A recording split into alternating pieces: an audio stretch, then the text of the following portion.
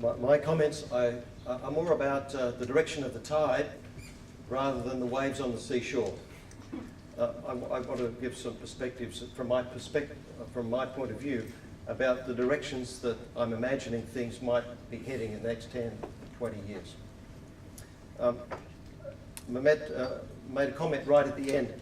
We need a theory for a multi-faith society, a theory and a practice to match it. I'm warm to that. And the notion of a round table that Tim suggested he's going to pursue warms my heart. I think we need many of those round tables. A number of statements that I want to speak to. First of all, religious freedom is becoming a more urgent issue in Australia. When I was growing up in the 50s and 60s, this topic was not on the agenda, certainly not in my hometown in the Hunter Valley, nor was it a matter in the public domain of Australian society.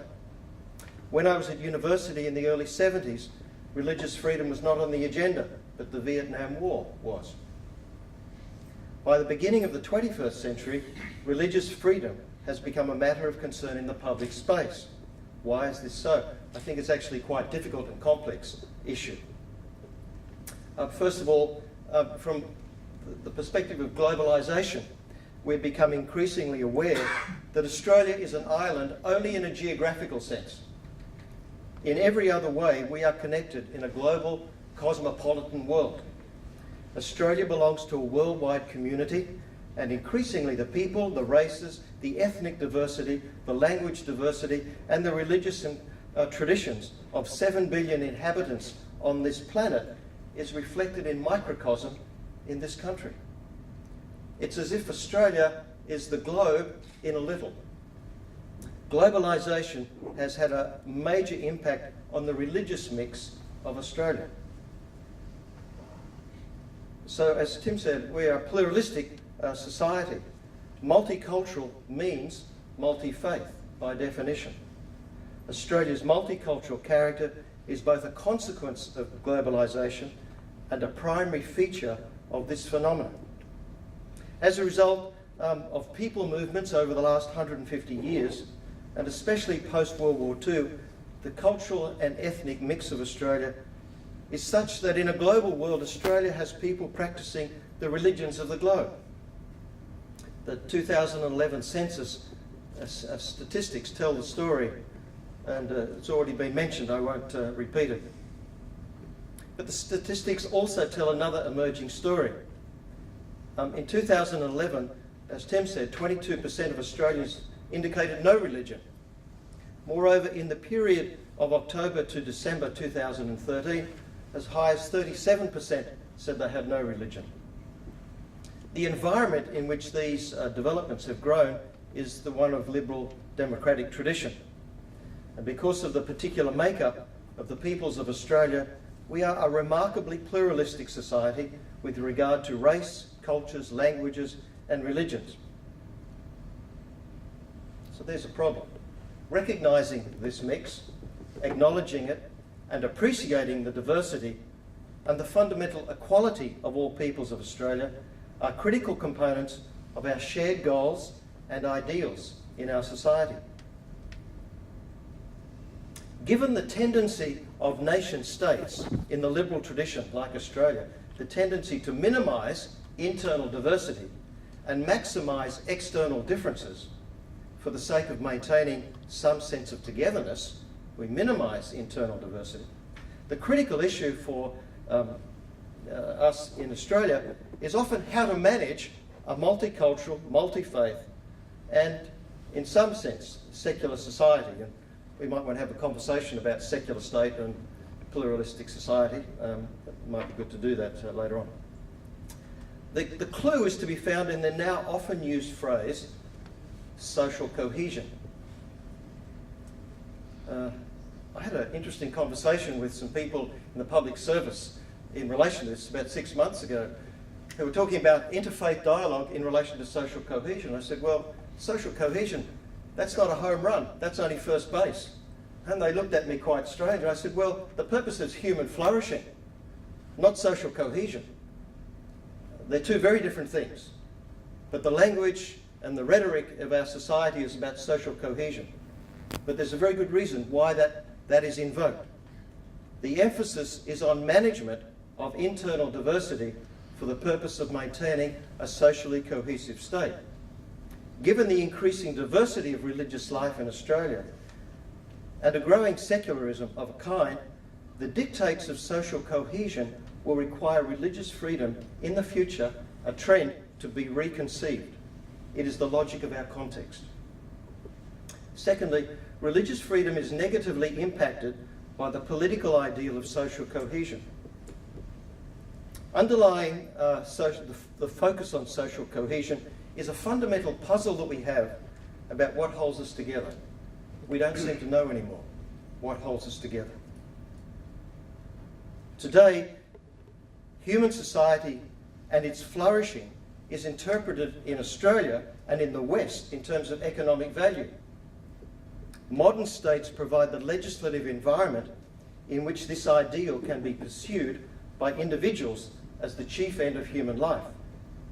So what holds us together is a common vision of economic prosperity that we all have to play our part in achieving. This belongs to our quest for happiness and the good life. Social cohesion for the purposes of maximising the good life in Australia, undergirded by a pragmatic economic utilitarian ethic, has become the default rationale for the value of a liberal democracy. On this account, it is the responsibility of the state to manage the nation to maintain this aspiration. Everything needs to be managed to enable this aspiration to be pursued. And this is a tall order, especially in such a culturally, ethnically and religiously diverse country as Australia. Today we are probably more aware of the rich diversity of life and the differences between the peoples of Australia as we are aware of the commonalities. Human flourishing, which I include such things as the value of community, corporate action directed towards the common good, the responsibility to care for the weak and the poor, might not cohere with a vision of social cohesion interpreted in terms of a market-driven economic growth paradigm. Indeed, it might bump up against it in some significant ways.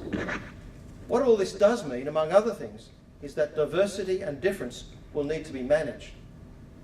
When social cohesion, filtered through the lens of economic well-being, is the dominant paradigm in a liberal democratic tradition, the logic is that diversity and difference, which is so much an intrinsic feature of an open, free and cosmopolitan society, will have to be minimised, curtailed or marginalised or closely monitored.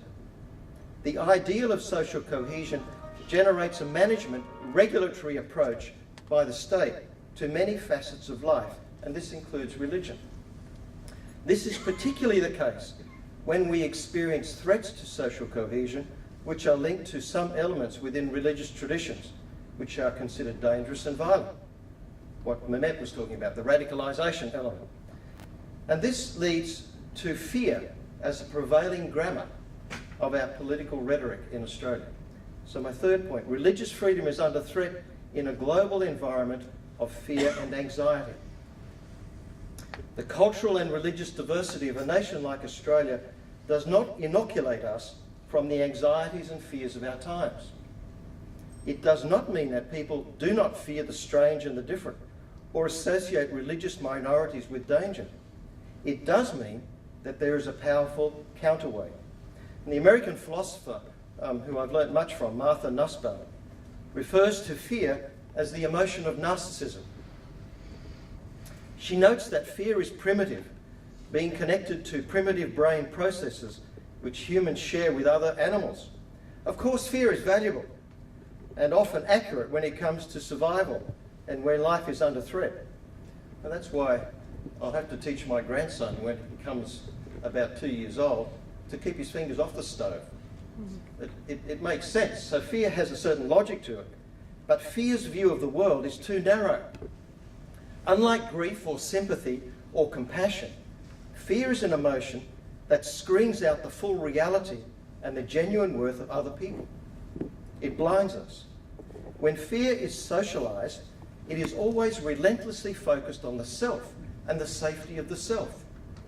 Fear is fixated on the self and what threatens the self, and as a consequence, episodic fear and anxiety or chronic fear are simply more narcissistic than other emotions.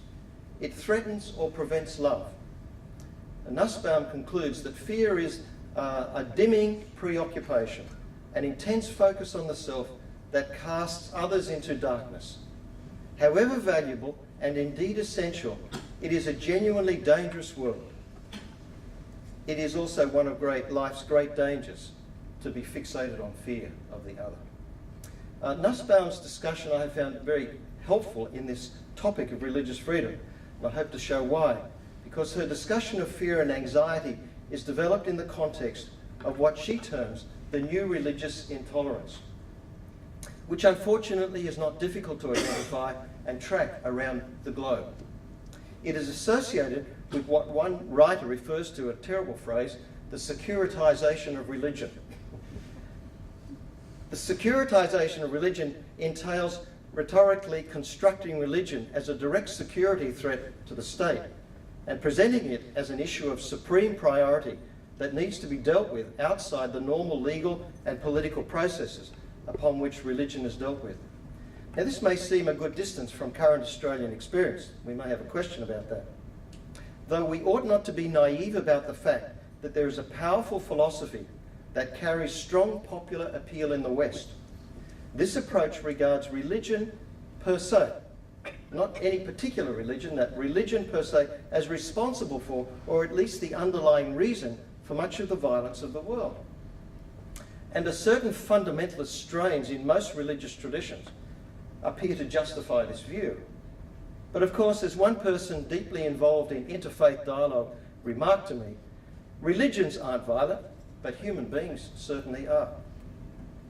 The idea of religion as threat is regularly given credence through the media and politics today.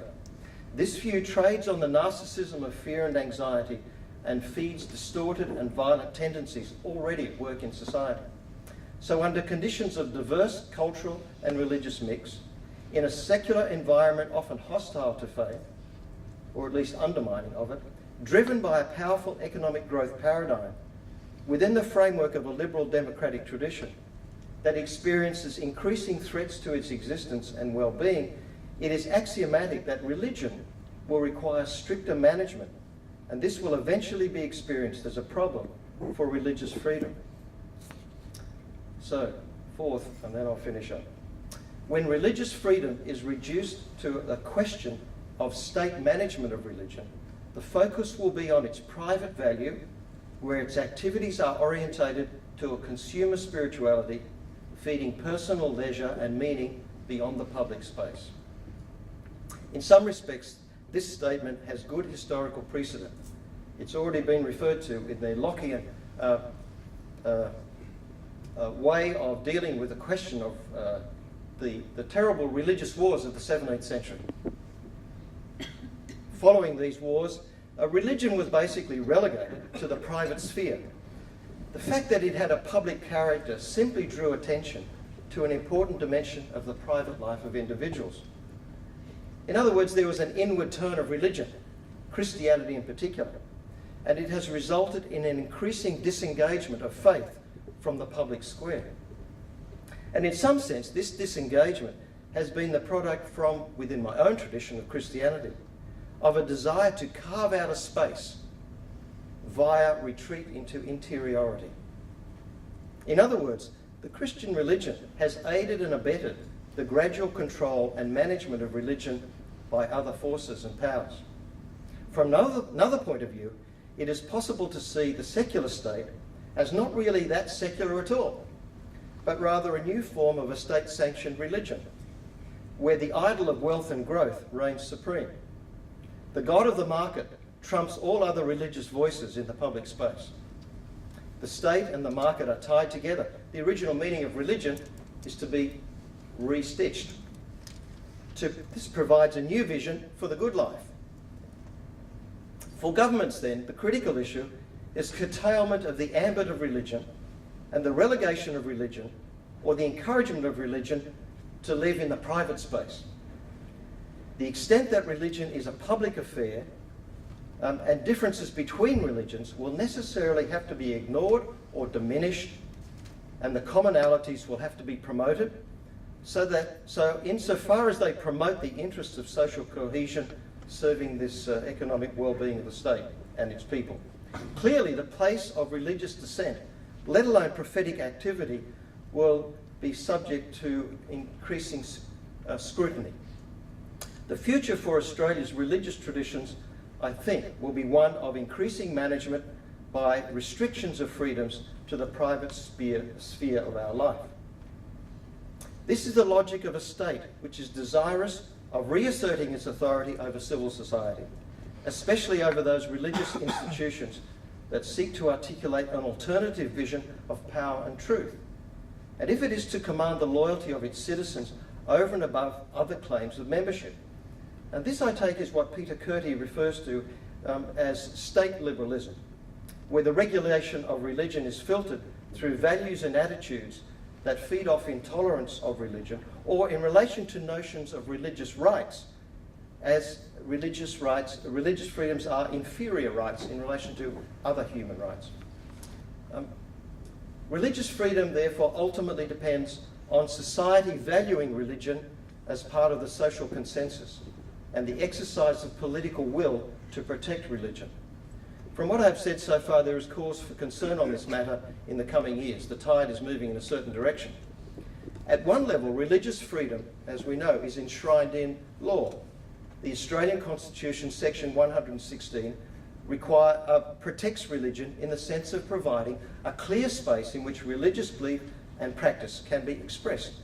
Moreover, Australia is a signatory to the United Nations International Covenant on Civil and Political Rights that outlines the nature of religious freedom. Yet such freedoms are not absolute and can be restricted if, for example, they clash with a legitimate end, such as defence of the country. It is also the case that state legislatures can enact laws that provide exemptions from state laws in relation to equal opportunity and employment matters, but it's not uncontroversial, and can on occasion restrict the ambit of religious freedom. The point about legislation is that it can be changed. Beyond the law, the fundamental protection for religious freedom depends on the extent to which a society actually values its religious traditions and the extent to which they are therefore protected.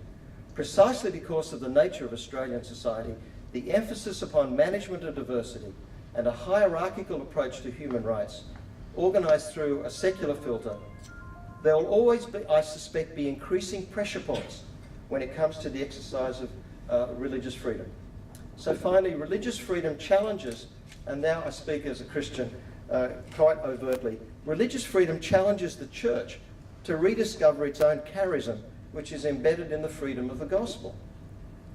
Perhaps a greater challenge for religions in Australia, and Christianity in particular, as the major religion in this country, will be the extent to which the religious traditions can express their convictions according to their founding charisms.